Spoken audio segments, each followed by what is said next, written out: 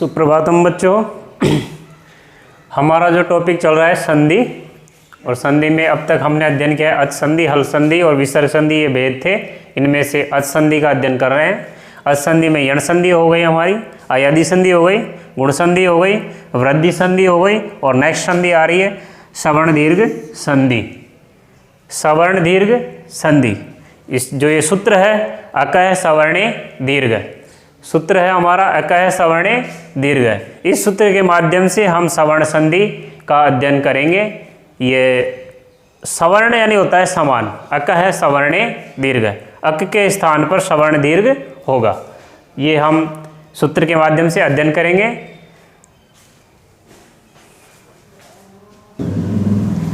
हम पढ़ने जा रहे हैं सवर्ण दीर्घ संधि। सवर्ण दीर्घ संधि में हम देखेंगे जो सूत्र है वह है अकह सवर्णे दीर्घ है। सूत्रार्थ, सूत्र की जो वृत्ति है वह है संहिता विषये अकह, संहिता विषये अक प्रत्याहारस्य परे अचि सति पूर्व परयोः स्थाने दीर्घ एकादेशः भवति। अर्थात सूत्रार्थ देखेंगे हम, संहिता के विषय में अक प्रत्याहार के परे अर्थात अक प्रत्याहार के बाद में सवर्ण अच होने पर, सवर्ण अच होने पर अर्थात सवर्ण स्वर होने पर पूर्व और पर अर्थात पहले और बाद के स्थान पर दीर्घ एकादेश होता है। अर्थात संहिता के विषय में अक प्रत्याहार के बाद में समान अच होने पर पहले और बाद वाले अच के स्थान पर दीर्घ एकादेश होगा। वो उदाहरण के माध्यम से, अर्थात अक किसे कहेंगे? जो अक प्रत्याहार यहाँ पर आया है वह माहेश्वर सूत्रों में जो 9th में पढ़ा था, आई ऊण री ऋक ए ओंग आई औच हय वरट लण यम गणनम जबय गणदस जब गणदस खप चटत चटतव कपय सससर हल। तो इनमें जो अक यानी कि ऐसे हम काउंट करेंगे क तक, जो हलंत क है लास्ट में वहाँ तक, उसमें वर्ण आ रहे हैं अ ई ऊण री लृ क। तो यहाँ पर जो हलंत है वो हट जाएगा, तो अ ई ऊण में अ ई उ, अ ई ऊण री लृ क और अ ई उ री, ये वर्ण अक में आ गए। इसी तरह इस डायग्राम से हम समझते हैं अक यहाँ पर होना चाहिए, पद के शुरू में अक वर्ण होना चाहिए, इनमें से कोई एक वर्ण होना चाहिए, अ ई उ री। और यहाँ पर है सवर्ण अच, सवर्ण का मतलब होता है उसी के समान, सवर्ण यानी समान। अगर यहाँ पर अ है तो यहाँ पर भी अ या आ, अ या आ। यहाँ पर ई है तो यहाँ पर भी ई या बड़ी ई। यहाँ पर ऊ है तो यहाँ पर भी छोटा ऊ या बड़ा ऊ। इधर री तो इधर भी छोटा री या बड़ा री होगा। तो यहाँ पर अगर अ है, इधर फर्स्ट साइड में अगर अ है और इधर अ या ओब्लिक आ है, इनमें से आ हो जाएगा। ई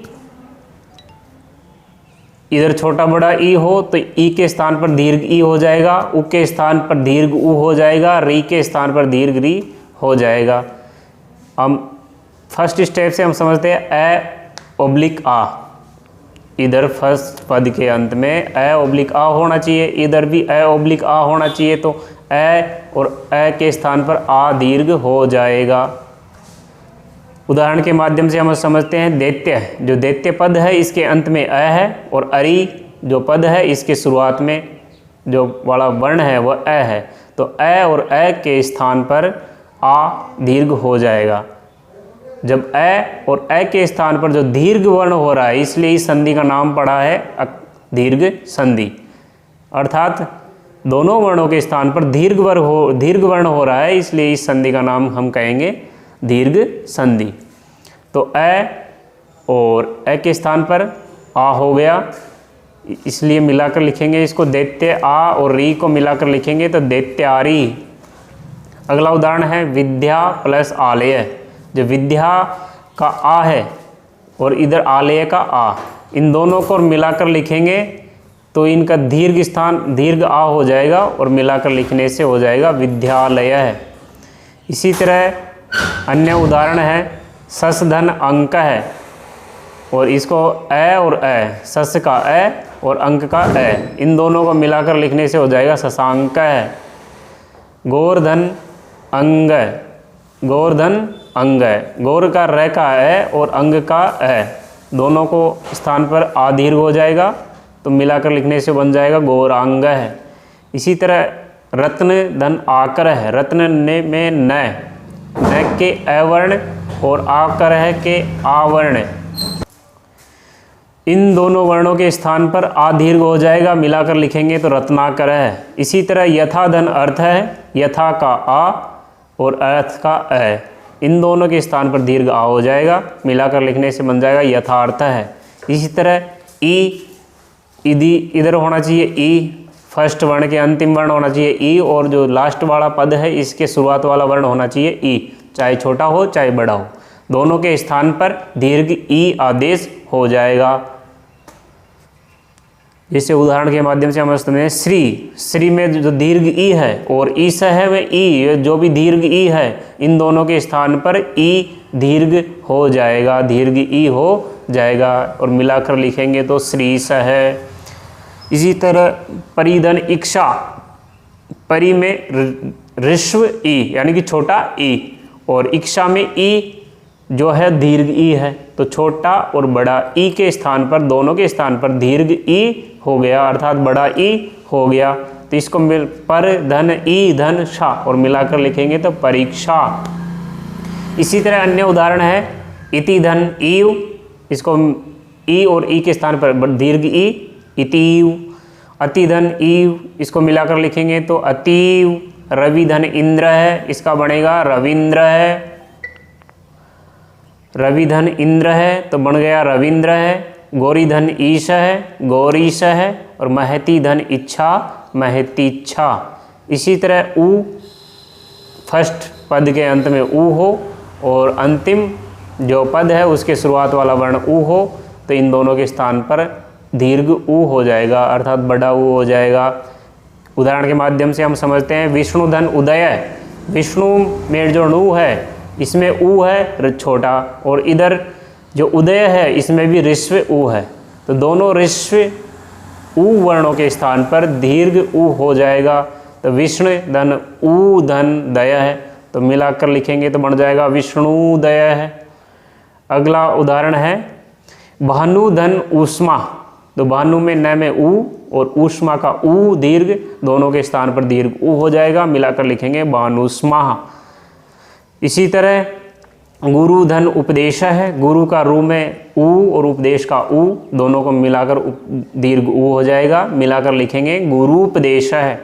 वधु धन उत्सव है, वधु के दह का ऊ और उत्सव का ऊ, दोनों के स्थान पर दीर्घ ऊ हो जाएगा, मिलाकर लिखेंगे वधुत्सव है। इसी तरह भानु धन उदय है, तो भानु के न का ऊ और उदय का ऊ, दोनों को मिलाकर लिखेंगे तो भानुदय है। इसी तरह री, री फर्स्ट वर्ण के अंतिम वाला वर्ण री होना चाहिए और अंतिम जो पद है उसके शुरुआत वाला वर्ण री होना चाहिए, दोनों के स्थान पर री वर्ण हो जाएगा, दीर्घ री आदेश हो जाएगा। इसी तरह उदाहरण से समझेंगे इसको पितृधन ऋणम, तो जो पितृ में जो री है, री और ऋणम का जो री, दोनों के स्थान पर दीर्घ री हो जाएगा, तो हम इसको मिलाकर लिखेंगे पितृणम। इसी तरह री के उदाहरण हम आगे देखते हैं। होत्रीधन ऋकार है, तो इसी तरह री और री के स्थान पर दीर्घ री हो जाएगा, तो होत्रिकार है। पितृधन ऋणम पितृणम, कर्तृधन ऋणम ऋणी कर्तृणी, और कर्तृधन रिद्धि कर्तृद्धि। इस तरह से बच्चों हम पढ़ रहे हैं संधि, और संधि के जो टॉपिक है वो रेगुलर प्रतिदिन में डाल रहा हूँ और यूट्यूब चैनल पर, और इस यूट्यूब चैनल को अधिक से अधिक सब्सक्राइब करें और जो ये पाठ्यक्रम के अनुसार जो संधि है उसका पढ़ने में लाभ उठाएं। जयतु भारतम जयतु संस्कृतम।